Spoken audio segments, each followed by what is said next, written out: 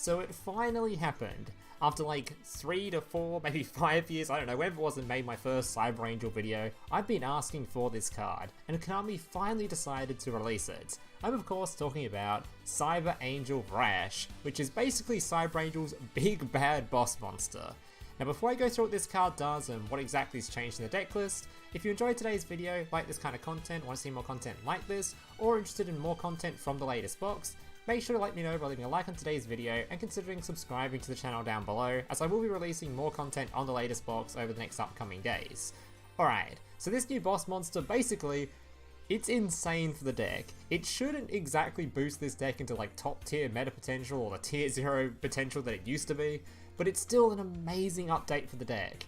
This card, when it's ritual summoned, basically just it's a board wiping nuke of any special summon monster from your opponent's extra deck, and does a bit of burn damage for each monster summoned. Basically, you can ritual summon this card with Machine Angel Ritual. If this card is ritual summoned, you can destroy as many face-up monsters your opponent controls as possible that were special summoned from the extra deck, and if you do, inflict 500 damage to your opponent for each. And if you do that, this card can make a second attack during each battle phase this turn. So not only does this just completely nuke any extra deck monsters your opponent has summoned, but it then allows it to just completely smack your opponent in the face for 3000 attack twice. And on top of that, you've even got nice little 500 burn damage for each monster removed. So the chance of this card just completely OTKing your opponent when it's summoned is just incredibly high. It's just going to happen if they're playing an extra deck and they don't have very many back row cards. On top of that, once per turn during either player's turn, when a card or effect is activated that will destroy a card in the field, you can shuffle one ritual monster from your graveyard into the deck to negate the activation. If you do, destroy that card. Obviously, a very good effect. It's kind of clashes a little bit with the fact we've already got protection from destruction through the ritual spell, but you can never have too much destruction protection, so it's nice to have that as well. Basically, this card is almost indestructible, massive board wiping nuke, and your opponent is just going to get OTK'd by it. As for the rest of the deck though, not a whole lot has changed. We did actually get a new edition of a third Cyber Angel due to the card trader being updated, which is really nice little consistency boost for the deck. I'm personally running probably the most consistent way you can run this deck of trying to run as many Manju and as many Petite as you'd like. Honestly, this deck is very consistent now, so you may not even need that much. So if you want to run some back row removal or something, you can either just cut a Petite or something like that, and you probably just run a bit more back row removal. That is an option. On top of that, the only other change is, because we now have this as a boss monster, which you only need one copy of, I cut a Dakini from the deck, because normally I like to run 2 Dakini, in favour of running an Isna as well. So if you don't want to run an Isna, you can just run double Dakini, especially if you're not seeing much back row at all. Feel free to run just no Isnas at all, because that's all she's really there for. Dakini's still a better turn 1 play, and it's generally a better card anyway. It's just, I find the amount of back row decks that I come across when I'm playing on the ladder is just way too many not to run an Isna. Other than that, the rest of the deck is basically your stock standard, straightforward, ritual deck. We are running Master of Rites 2 instead of the other Master of Rites. I think this one is just strictly better. I don't know why you'd want to run the other one over this. This card just makes it so your opponent can't actually target any of your monsters with their monster effects, which is just insanely good against a lot of the decks currently going around. So yeah, without further ado, let's get into the gameplay. Alright, so today I have 4 replays to show you guys, all of which try to show against different decks. I'm going to be honest though, it's really hard for me to get really solid replays nowadays, especially considering it's the 30th of the month and I did start today in Platinum, so there are some kind of wacky deck lists I'm going against here, and not exactly the best players, but it's still a good showing of just what the deck can do. Like I said, I don't think this deck is going to be some top tier meta potential or anything like that, I just think it's a lot stronger than it used to be, so...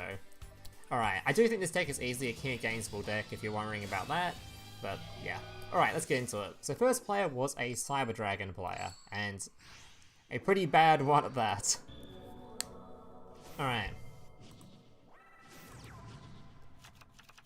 So got a pretty good hand. We got both the triple combo that you normally expect in Cyber Angels of summoning this card, using this card as material with a ritual spell, and we've even got a Searcher in hand, so probably one of the better hands you can start with this deck, honestly. Alright, searching for Machine Angel Ritual, save protection in the graveyard.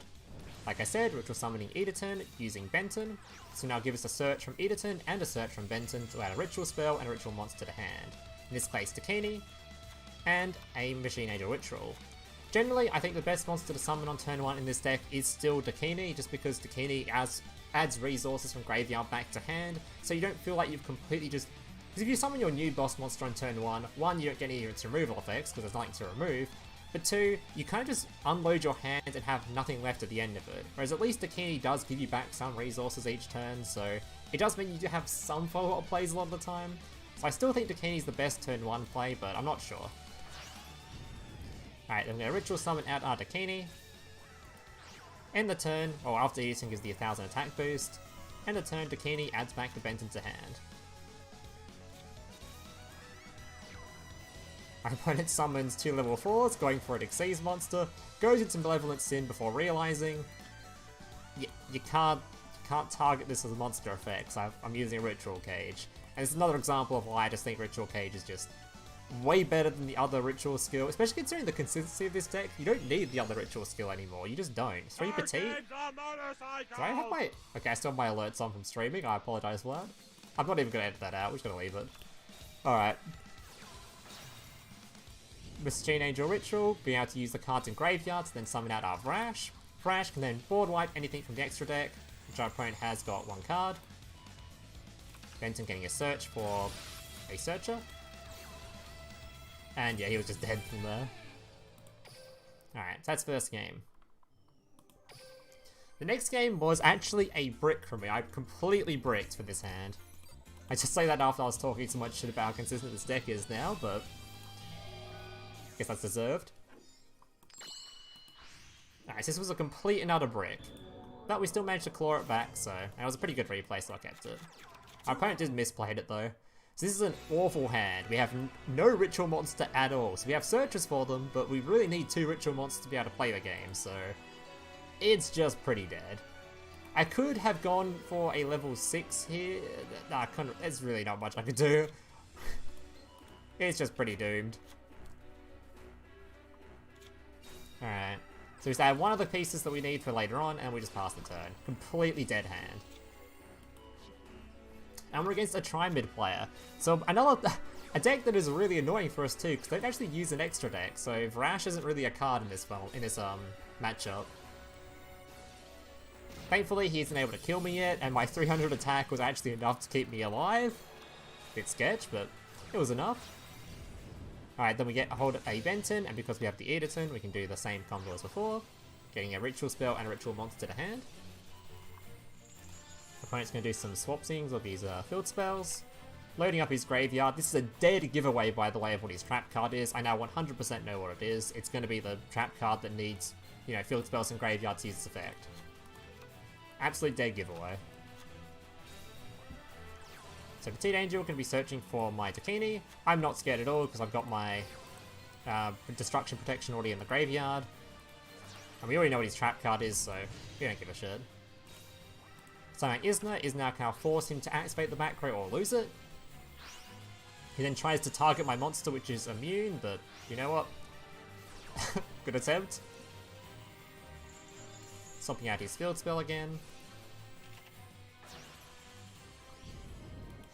Then we summon out another Dakini using our other Absolute Ritual. So we have 2 boss monsters on board, both with an 1000 attack boost from the Edison. He summons a Sphinx. Honestly, he shouldn't have even activated the trap card if he was planning to go for the Sphinx play, because then he could have had at least 1 more name in the graveyard for his effects. I'm pretty sure he had... Yeah, he only had a Cruiser in grave, so he could have at least had 1 more name in the graveyard for the attack boost of the Sphinx that's going to come out. But for some reason he used the effect, knowing I'm still protected from destruction, so whatever. Summons his boss, hasn't got enough attack to protect it from the Dakini, and just dies.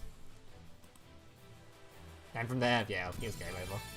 So I think he just completely misplayed there. I think there's a way you could just summon it in defense with a slightly more attack and it would have survived, but either way, he got rolled. Right now, alright. Back to the VRASH replays. So I think the last 2 replays do actually use the new card. I had to show off at least 1 without it. Alright, this is against the Flame Swordsman deck. Flame Swordsman? Wait, that's not the right card. You know the card I'm talking about, the fusion monster this guy summons.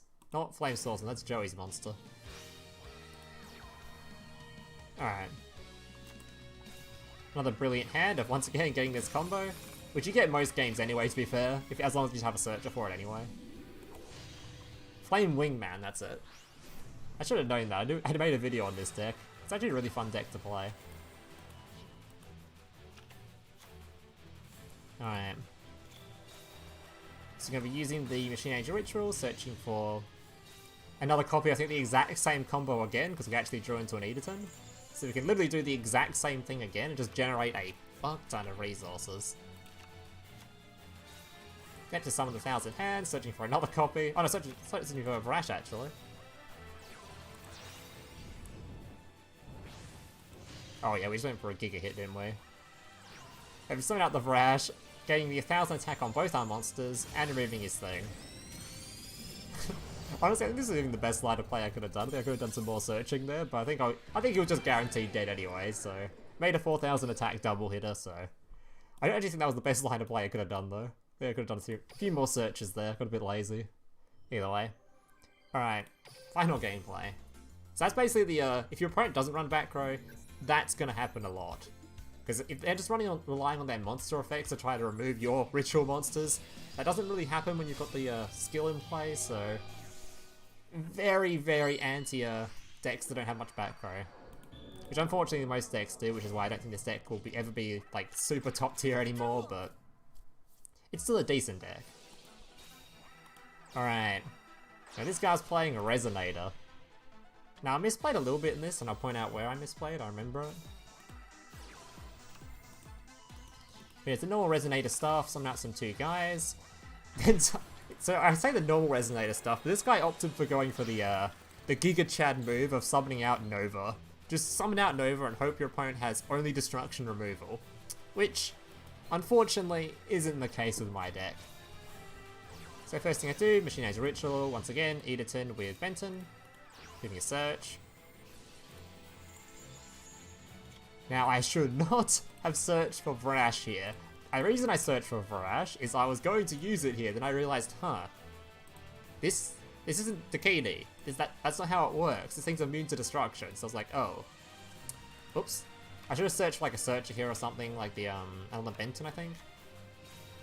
Either way, it didn't really matter because I could still use the Senju, search for Dakini, and just go through it this way, but it just meant that I think I had to use a resource on board. They didn't have to.